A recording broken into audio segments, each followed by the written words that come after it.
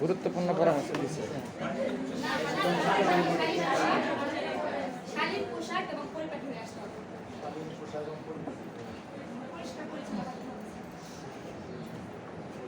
শৃঙ্খল করা যাবে।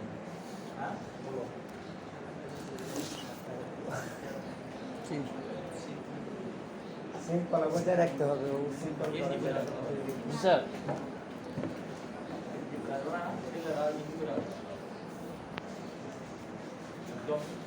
ছাকা লাগা কোনো পোশাক পরবো না, একদম সাধারণ একদম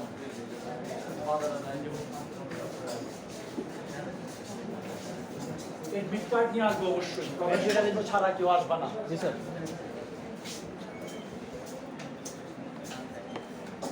আমাকে ভাইবা বোর্ডে জিজ্ঞেস করতে পারে স্যার, করতে পারে কোন কোর্সটা ভালো হয়েছে, কোনটা থেকে জিজ্ঞেস করবো বা এটা কোন কোর্সটা ভালো হয়েছে। এখন তুমি কোন কোর্স ভালো হয়েছে এটা তো স্যার দেখতো না, জানা দেখবো না রে।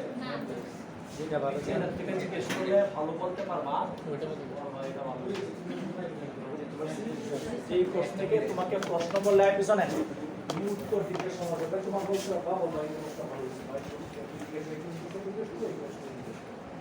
বলো কি অনেক শুনেছি যে সব সবগুলোই হচ্ছে, সবগুলোর মতো তখন তো তুমি তোমার আরেক জায়গায় যাবে না এরকম না, তখন সুবিধা হচ্ছে তুমি প্রথম তিনটা প্রশ্ন উত্তর পারছো, তোমার একটা ভালো ধারণা সৃষ্টি করবে।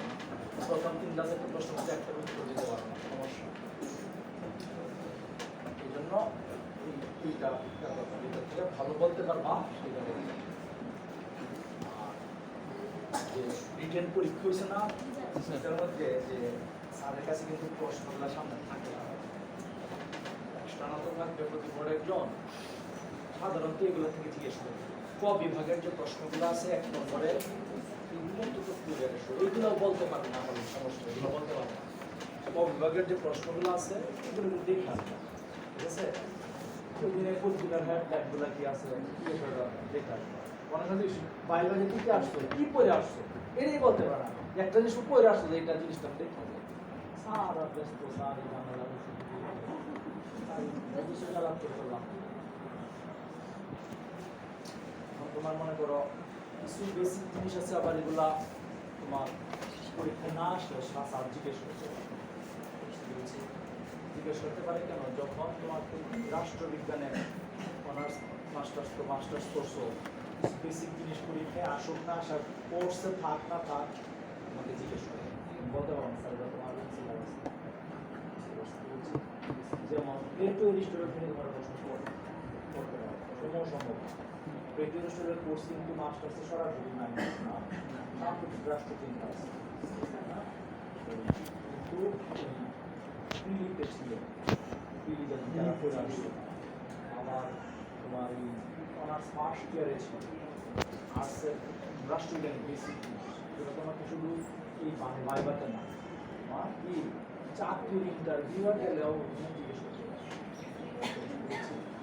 আমার একটা চাকরি ইন্টারভিউ আমার জিজ্ঞেস করছিল শেক্সপিয়ার মরার সময় কি বলছিল, এটা বলো।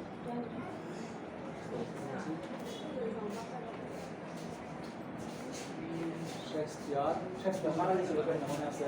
বিষ পান কেন পান করবো? পাতা পান করে বিষ পান করছে একজনের হ্যান্ডলক, বিষ আসো বিষ কেন পান করলো? তোমার দিলে বিষ তুমি খাইবা কেন খাইবো?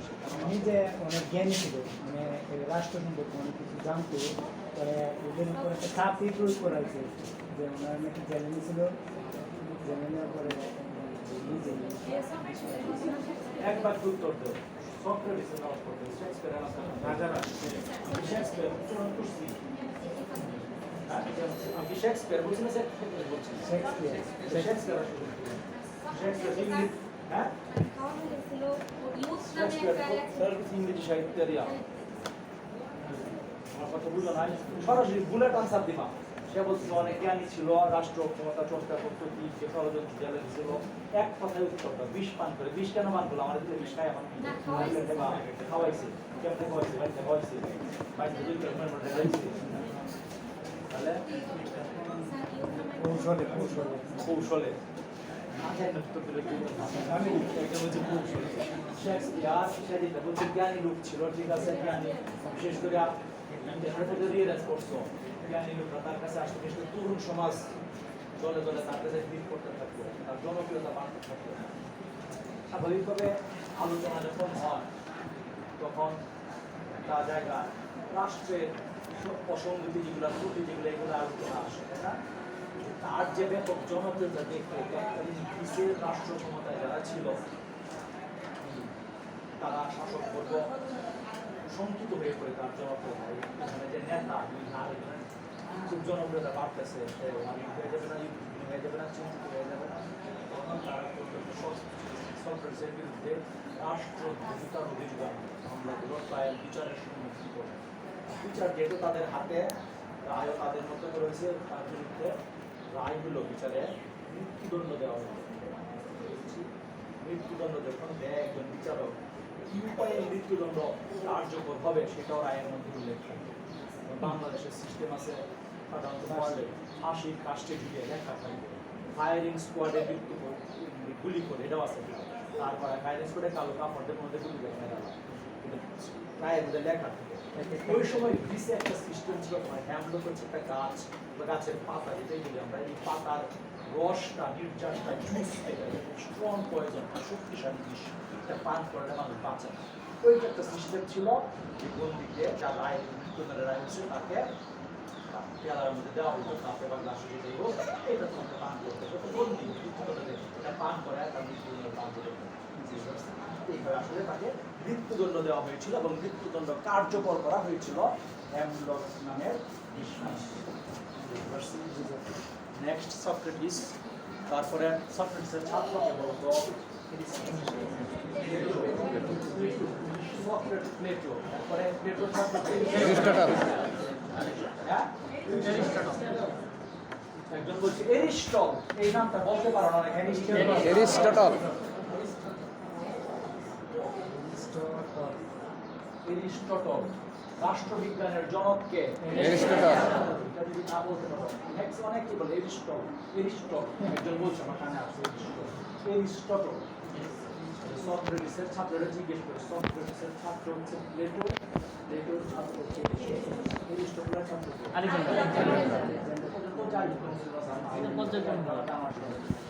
এখন অনেক সময় তোমার ভাই বাদের অনেক সময় নার্ভাস থাকে আমিও থাকি নার্ভাস কিন্তু মনে থাকে না ক্যারাক্টার সাপোর্ট ক্যারাক্টার একটা কৌশল শিখাই যেটা মুখে বলবা না হ্যাঁ যে কোনো জায়গা মাথার মধ্যে আনবা তোমার তুমি সিস্টেমে আগের পাট্টায় বলি আসো পানির বোতল পাওয়া যায় বাংলাদেশে স্পা দেখছো না বোতলটা পানি মাথার মধ্যে স্পা শব্দটা এরপরে সিরিয়াস আগে তো তার পরে না ছাত্র প্রথম স্যার হচ্ছে কে এসে হচ্ছে সক্রেটিস তারপরে তার ছাত্রকে তার ছাত্রকে কেডাকার ছাত্র কেডাকার শিক্ষক প্লেটো প্লেটোর ছাত্র এরিস্টটল এই সবই তো ভালো লেখা যায় না এরিস্টটলের শিক্ষক প্লেটো প্লেটোর শিক্ষক সক্রেটিস বুঝা গেছে উল্টা হইলে এবার স্যারের স্পা কোন দিয়ে মাথার মধ্যে এই সিস্টেমে বলে থাকবো মাথা মধ্যে বলা যাবে না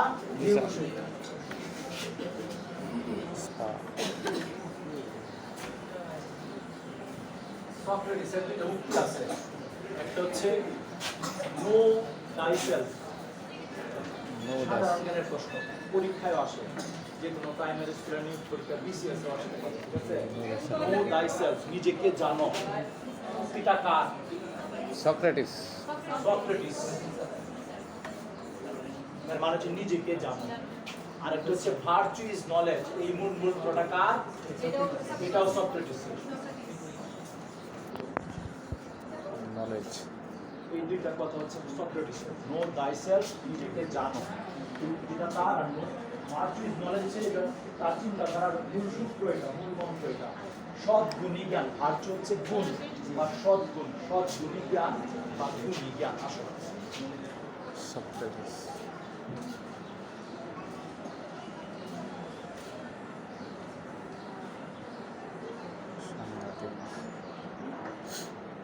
প্লেটো প্লেটো আর এরিস্টটল একবারে বলি প্লেটোর একটা প্রতিষ্ঠান ছিল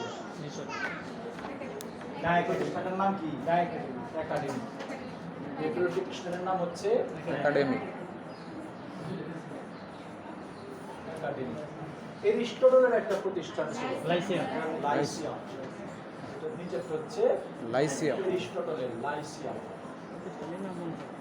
একাডেমি লাইসিয়াম প্লেটোর হচ্ছে একাডেমি এরিস্টটলের হচ্ছে লাইসিয়াম প্রতিষ্ঠানের নাম প্লেটো আর এরিস্টটলের দুটো বিখ্যাত বইয়ের নাম বলো একটা করে বইয়ের নাম বলো দ্য রিপাবলিক প্লেটো হচ্ছে রিপাবলিক বইয়ের নাম দা রিপাবলিক রিপাবলিক এরিস্টটলের হচ্ছে দা প্রিন্স দা প্রিন্স হচ্ছে মেকিয়াভেলি দা পলিটিক্স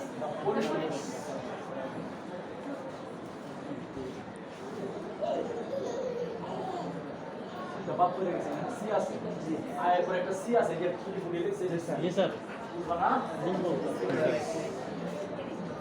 এরিস্টটল হচ্ছে দা পলিটিক্স দা প্রিন্স হচ্ছে মেকিয়াভেলি এখন এরিস্টটলকে রাষ্ট্রবিজ্ঞানের জনক বলা হয় কাকে এরিস্টটল আধুনিক রাষ্ট্রবিজ্ঞানের জনক বলা হয় নিকোলো মেকিয়াভেলি আধুনিক রাষ্ট্রবিজ্ঞানের জনক বলা হয় নিকোলো মেকিয়াভেলি পুরো নাম কি সক্রেটিস প্লেটো এরিস্টটল এরা তিনজনই হচ্ছে গ্রিসের অধিবাসী দেশের নাম গ্রিস জাতীয়তা হচ্ছে গ্রিক বাংলাদেশ এবং বাংলাদেশি গ্রিক দার্শনিক প্লেটো গ্রিক দার্শনিক এরিস্টটল তারা কোন দেশের অধিবাসী দেশের নাম বলে গ্রিস বুঝতে পারছি মেকিয়াভেলি কোন দেশের ইটালি এখন যদি তোমাকে প্রশ্ন করি আমি যে রাষ্ট্রবিজ্ঞানের জনক এরিস্টটল তাহলে আবার আধুনিক রাষ্ট্রবিজ্ঞানের জনক মেকিয়াভেলি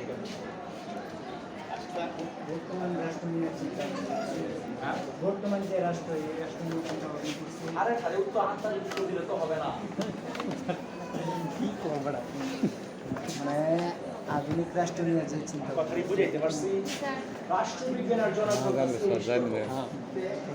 ছিল আবার আধুনিক দাম তো অনেক রাষ্ট্রবিজ্ঞানের বছর আগে 2 বছরে প্রশ্নটা করা হয় এইভাবে এটা না করো যে রাষ্ট্রবিজ্ঞান থেকে পাস করো প্রশ্ন শুনলে যে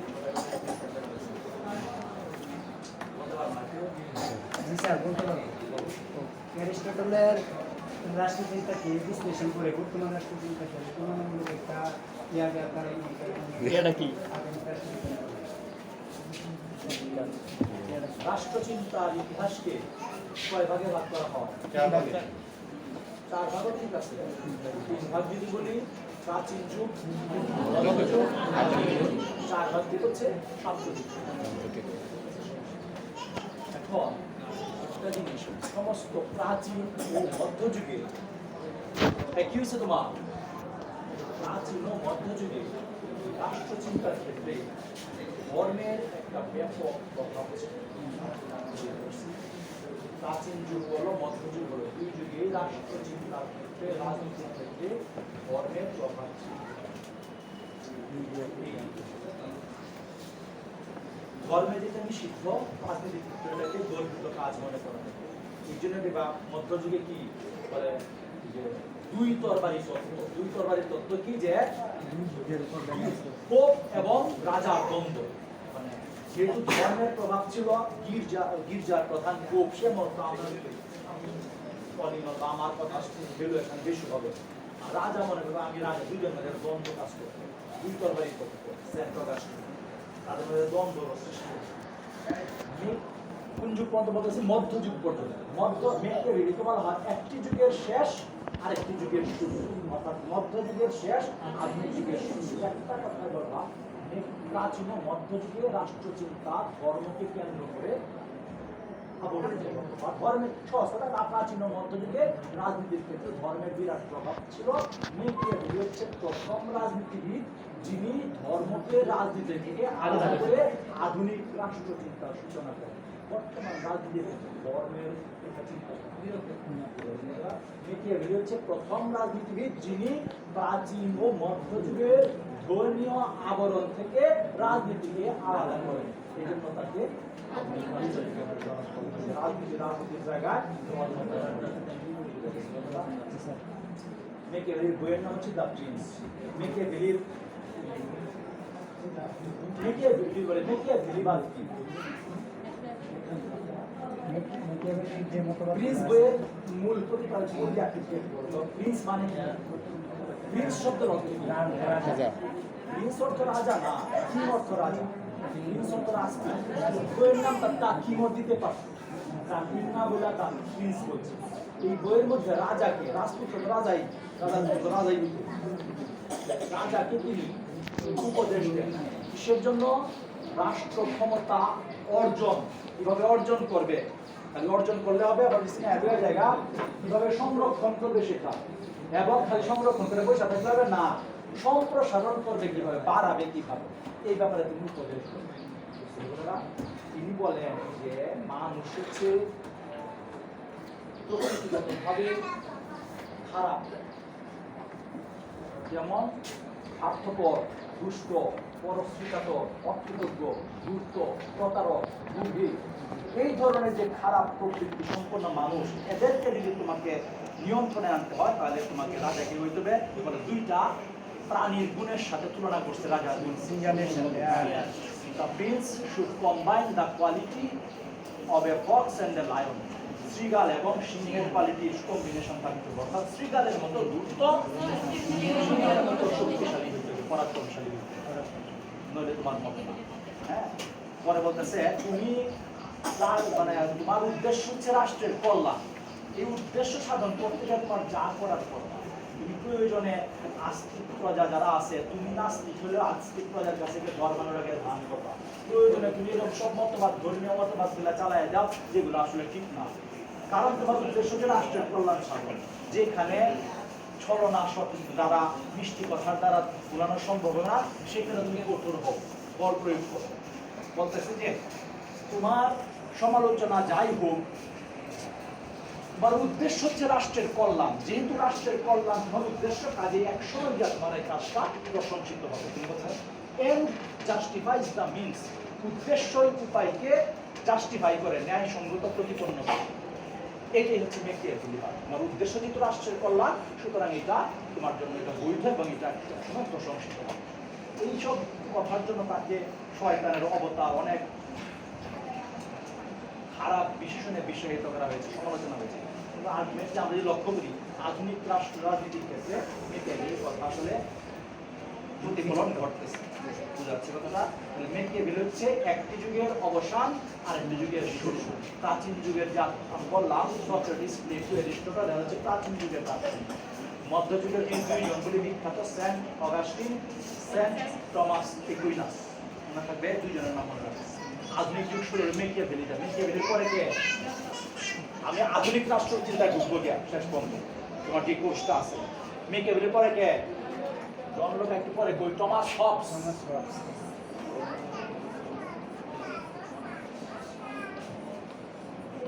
বইয়ের নাম কি? লেভিয়াথান। টমাস হবসের পরে কে? John Locke. বিখ্যাত বইয়ের জন লকের ব্যাপারে আধুনিক গণতন্ত্রের প্রতীক কে? আধুনিক গণতন্ত্রের জনক কে? John Locke. জি স্যার। লকের বইয়ের নাম কি? Two treatises, it is on civil government. জন লকের পরে কে? রুশো। পুরো নাম কি? রুশো। তার বইয়ের নাম কি? The social social contract. এইখানে যে একটা প্রশ্ন তোমার জানতে হবে, রুশো যদি তোমাকে প্রশ্ন করে ফরাসি বিপ্লবের সাথে কোন রাষ্ট্র দার্শনিকের নাম জড়িত, বলতো? ফরাসি বিপ্লব কত সালে হয়েছিল? উনাশি না বেটা 89 1789 এই ছেলে এই মোবাইল দিতে যাও গা ফরাসি বিপ্লব কত সালে হয়েছিল 1789 ফরাসি বিপ্লবের স্লোগান কি ছিল স্বাধীনতা সাম্য জিজ্ঞেস করে যে কোনো ভাইবারে জিজ্ঞেস করবে সাম্য স্বাধীনতা মৈত্রীকার ভ্রাতৃত্ব বলে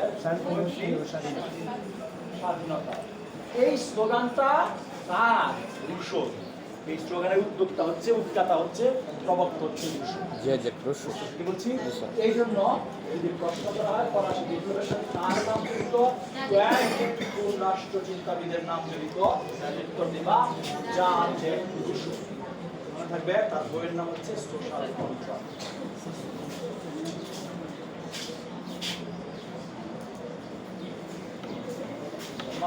আধুনিক রাষ্ট্রচিন্তা কার কাছ থেকে করতে শুরু মন্টেস্কু মনে হয় আধুনিক রাষ্ট্র মন্টেস্কুর নাম শুনছ স্যার মন্টেস্কুর ব্যাপারে প্রথম তথ্য কি কোনটার জনক বা প্রতিকৃত ক্ষমতা স্বতন্ত্রীকরণ আলাদা প্রবক্তাকে মন্টেস্কু মন্টেস্কুর বইয়ের নাম কি ভেরি গুড বইয়ের নাম হচ্ছে এটা তোমার কোর্সের শুরু কিন্তু ওইটাও জিজ্ঞেস করবো নিশ্চিত থাকো আমি এতক্ষণ যা বলছি তোমার কোর্সে থাক না আবার জিজ্ঞেস করবো সবাই জিজ্ঞেস করো অনেকে জিজ্ঞেস করবো আর এটা তো তোমার কোর্সের পড়া ঢুকে গেছে স্পিরিট অফ দা আছে আমি দা আছে তা মনে নাই স্পিরিট অফ লস মন্টেস্কু আর মন্টেস্কুর ব্যাপারে মেসেজ হচ্ছে কিসের জন্য ক্ষমতা স্বতন্ত্রীকরণ নীতি ভাইবা হচ্ছে তোমার তো একটা জায়গায় সাপ থাকতে থাকবে না তুমি একটা উত্তর দিছ এটার থেকে আবার আরেকটা প্রশ্ন করবে মানে তোমার যে ক্ষমতা স্বতন্ত্রীকরণ নীতি কি এটা যদি রাষ্ট্রবিজ্ঞানে পাশাপাশিরা বলতে না পারো তাহলে খুব লজ্জার বিষয় তোমাদেরও আমাদের বলো ক্ষমতা স্বতন্ত্রীকরণ নীতি বলতে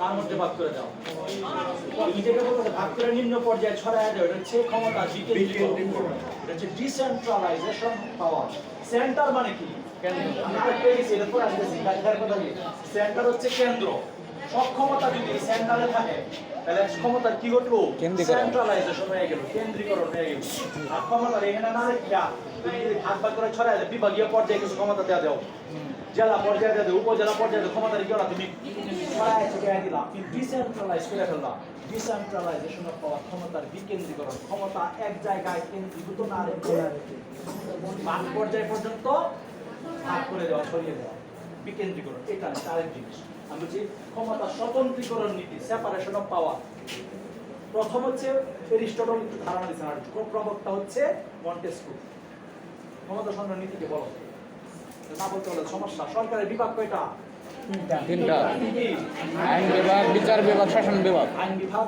শাসন বিভাগ বিচার বিভাগ কাজ আছে না জিজ্ঞেস করছেন আইন বিভাগ কি বলো বাংলাদেশের আইন বিভাগ কোনটা একজন বলো জাতীয় সংসদ জাতীয় সংসদ সদস্য কত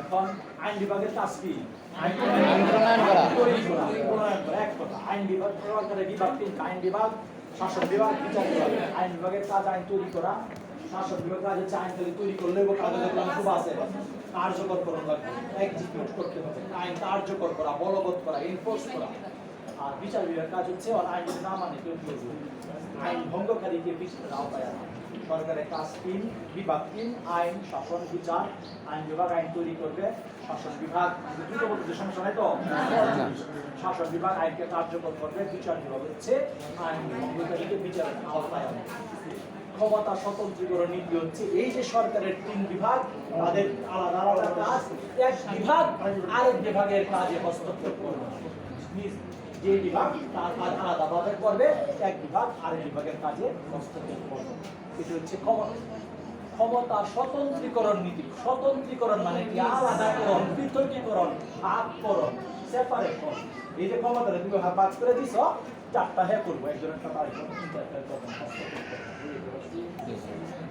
জীববিক্রয়ের প্রসঙ্গক্রমে আসছিল বাংলাদেশের আইনসভার নাম কি জাতীয় সংসদ সদস্য সংখ্যা কত 350 কি ভালো 50 জনের সংরক্ষিত নারী আছে আসনে নির্বাচন হয়, আর 50টা আসন সংরক্ষিত নারী আছে। সংরক্ষিত। এখন এই প্রশ্ন পরে সাদা ভাই জানার কথা তোমাদের করতে ভাইবাতে নিশ্চিত জিজ্ঞেস করছে অনেকেই দেওয়া থাকবে 350টা আসনে বাংলাদেশের সংসদে, জাতীয় সংসদে সর্বোচ্চ কতজন পুরুষ থাকতে পারবে বা নির্বাচিত হতে পারবে, আর সর্বোচ্চ কতজন মহিলা নির্বাচিত হতে পারবে? সর্বোচ্চ আর পুরুষ উত্তর সঠিক বুঝে বলছো না? সে উত্তর দিছে স্যার সর্বোচ্চ 300 জন পুরুষ বসতে পারবে এই সংসদে বা নির্বাচিত হতে পারবে, আর সর্বোচ্চ 350 জন মহিলা বসতে পারবে। কে কে বুঝো না? দাদা উত্তরটা বুঝো নাই, কে কে বলো কিভাবে হইলো যে আমি বুঝলাম না। স্যার নির্বাচিত হলে তো যে কেউ হতে পারে। কিন্তু পুরুষ তো মহিলা 300 আসনে যে নির্বাচন হবে এখানে তো পুরুষ মহিলার কোনো বার নাই, বাধ্যবাধকতা নাই এখানে পুরুষই হইতে হবে নারী হইতে হবে। একজন নারী যদি ইলেকশন যারা পাস করে 300 সুযোগ আছে, সংবিধান সুযোগ রাখছে 300 আসনে পুরুষ মহিলা পাস করে ফেলছে। কথা বুঝতে পারছি? জি। আর 50টা যে মহিলা আসন এখানে তো আর 300 আসনে আচ্ছা শেষ করি না 50টা যে মহিলা আসন সংরক্ষিত এখানে তো তোমার পুরুষ হওয়ার কোনো সুযোগ নাই। সুতরাং 300 মহিলা যে যেতে পারবে 50 350 এই সংসদ যদি এটা হয় 350 মহিলা থাকতে পারে। পুরুষ সংসদ হওয়ার সুযোগ আছে বাংলাদেশের বর্তমান সংবিধানে। মহিলাধীন সংসদ হওয়ার সুযোগ নাই, কেন? 300 আসলে পুরুষ পাস করে ফেলবো, একজন মহিলা পাস করলো না, ধরে নিলাম আমি, ঠিক আছে? কিছু পাস করে অবশ্যই, এখন পাস করে গেল পুরুষই, বাকি যে 50টা সংরক্ষিত এখানে তো পুরুষ হওয়ার সুযোগ নাই, ওই দেশে মহিলা থাকবে। সুতরাং 300-র বেশি পুরুষ হওয়ার সুযোগ দেখতে পাচ্ছি। ঠিক একই রকম স্থানীয় পর্যায়ে বাংলাদেশের স্থানীয় শাসন আর স্থানীয় স্বায়ত্ত শাসন, স্থানীয় স্বায়ত্ত বুঝো না? স্থানীয় স্বায়ত্ত শাসনের যে সর্বনিম্ন পর্যায়ে ইউনিয়ন পরিষদের গঠনটা বলো তো। স্থানীয় কয়টা ওয়ার্ডে ভাগ করে? তিনজন মহিলা 9টা ওয়ার্ডে ভাগ করে, লক্ষ্য করো 9টা ওয়ার্ডে ভাগ করে গঠনটা মানে পরিষদ নির্বাচন হবে। 9 ওয়ার্ডের জন্য একজন চেয়ারম্যান, পুরুষ হইতে পারবে মহিলা হইতে পারবে, যে নির্বাচন করে পাস করে। আর 9টা ওয়ার্ডের জন্য একজন করে মেম্বার বা সদস্য, তিনজন ওয়ার্ডের জন্য মহিলা নাই। স্যার 3টা ওয়ার্ডের জন্য একটা এটা তো মহিলা। গেছি না হলো, আমি তো সাধারণ সদস্যের কথা বলতেছি। সিরিয়ালি যাও, 9 ওয়ার্ড মিলায় একজন চেয়ারম্যান, প্রতি ওয়ার্ডের জন্য একজন মেম্বার কি বলছি বা সদস্য বাংলায় যদি বলি, সেটা পুরুষ হইতে পারবে মহিলা হইতে পারবে, কোনো বার না যে মহিলা হইতে পারবে। আর প্রতি 3 ওয়ার্ড মিলে 3টা হচ্ছে সংরক্ষিত মহিলা আসন, 9টা ওয়ার্ডের মধ্যে 3টা করে ভাগ করবে। তো 1 2 3 4 5 6 এরকম নাও হইতে পারে, এলাকার সন্নিকটে মিলে 1 2 4 হইতে পারে, 3 5 6 হইতে পারে। 3 ভাগ করবে, এই 3 ওয়ার্ড মিলায় একটা, এই 3 ওয়ার্ড মিলায় একটা, এই 3 ওয়ার্ড মিলায় একটা, 3 ভাগ করলো না? প্রতি 3 ওয়ার্ড মিলায় একজন করে সংরক্ষিত আসনের মহিলা সদস্য। এইখানে কোনো পুরুষ নির্বাচনই করতে পারবে না, ভোটে হবে জনগণের, কিন্তু মহিলা। এই ইউনিয়ন পরিষদে মোট হলো 9 ওয়ার্ডের 9টা মেম্বার আর 3টা হলো মহিলা মেম্বার, 13 জন। 9 3 12 আর একজন 13 জনের মধ্যে সর্বোচ্চ পুরুষ হইতে পারবে কয়জন? 10 জন। একজন চেয়ারম্যান হতে পারবে, 9 জন সদস্য পাস করবে, 10 জন হতে পারবে। আর 3 জন মহিলা, এখানে পুরুষ হওয়ার সুযোগ নাই। আর মহিলা কয়জন হতে পারবে? একজন ভোটার কয়টা ভোট দিব? সাপোজ 4 নম্বর ওয়ার্ডের একজন ভোটার ভোট দিব কয়টা? 3টা। সে কি করব? সব ওয়ার্ড মিলায় 9 ওয়ার্ড মিলায় পুরো ইউনিয়নের জন্য একজন চেয়ারম্যান প্রার্থীকে ভোট দিবে, তার 4 নম্বর ওয়ার্ডের জন্য একজন সাধারণ সদস্যকে ভোট দিবে, মেম্বারকে ভোট দিবে, সেটা পুরুষ হইতে পারে মহিলা হইতে পারে। আর 4 নম্বর ওয়ার্ডের সাথে যে আরো 2 ওয়ার্ড মিলায় 3 ওয়ার্ড মিলায় একটা সংরক্ষিত মহিলা আসন করছে, এইখানে একজন মহিলা সদস্য এই 3টা ভোট দিবে। ওই থেকে গেছি এই পর্যন্ত ক্ষমতা স্বতন্ত্র নীতি মন্টেস্কো। জি স্যার।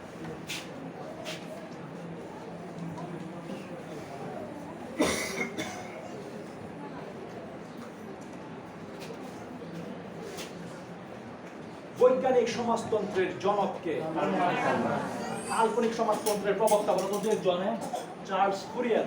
তোমার দুই একজন আছে নাম করে নিও। হ্যাঁ না না হ্যাঁ হ্যাঁ চার্লস ফুরিয়ার। আর কি কি আছে এবার বেশি কাল্পনিক সমাজতন্ত্র Sam very good Sam Simon thank you. এটা বেশি জিজ্ঞেস করো তোমার বৈজ্ঞানিক সমাজতন্ত্রের জন্য নাম কি? Karl Marx. আমার কোর্সের পড়া এগুলা। কার্ল মার্কস কোন দেশে? জার্মানি। নিশ্চিত থাকো জিজ্ঞেস করবো। জার্মানি। কার্ল মার্কসের নাম রইলে জিজ্ঞাসা কোন দেশে। তার বইয়ের নাম বলো। দুইটা বইয়ের নাম জানতে হবে। দ্য কমিউনিস্ট ম্যানিফেস্টো নাকি? দ্য কমিউনিস্ট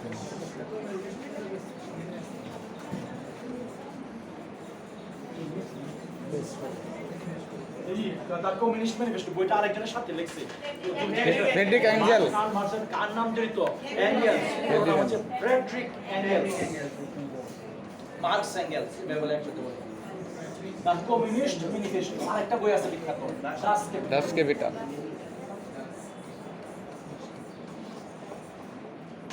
মনে থাকবে না?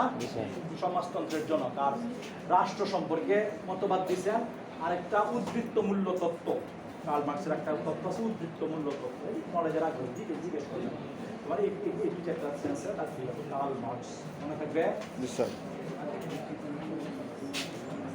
স্যার শ্রেণী সংগ্রাম তত্ত্ব তো কার্ল মার্কস না? শ্রেণী সংগ্রাম ভেরি গুড। শ্রেণী সংগ্রাম তত্ত্ব কার্ল মার্কস। শ্রেণী সংগ্রাম তত্ত্ব কার্ল মার্কস। শ্রেণী সংগ্রাম তত্ত্ব যে কার্ল মার্কসের কয়টা শ্রেণী বিদ্যমান বলো তো? দুইটা শ্রেণী। এক নম্বর হচ্ছে বুর্জোয়া প্রলেতারিয়েট আর স্যার প্রলেতারিয়েট। আরেকটা কারা? প্রলেতারিয়েট। প্রলেতারিয়েট। প্রলেতারিয়েট। বুর্জোয়া কারা?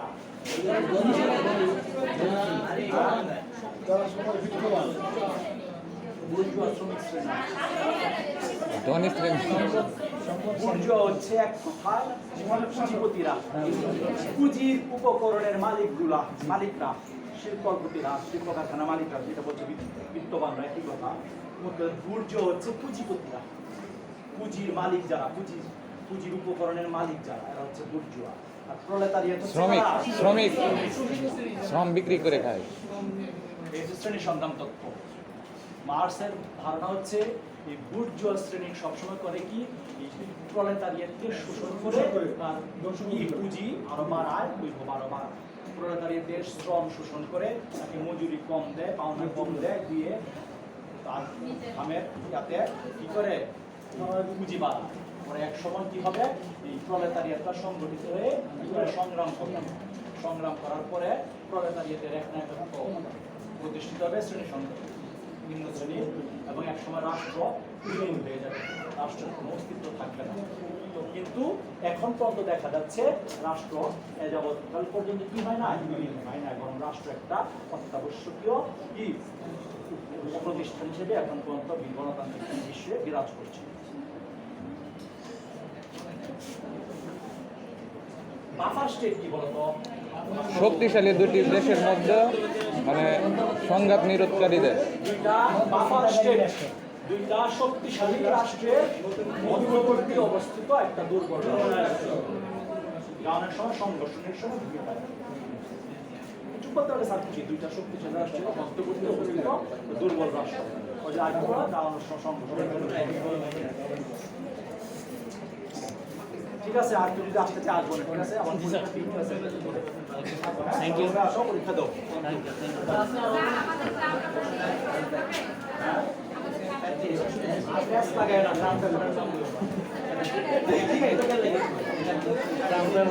মাথায় নষ্ট পুঁজি কালে আছে না টাকা দিও আমরা তো লাগবে। ঠিক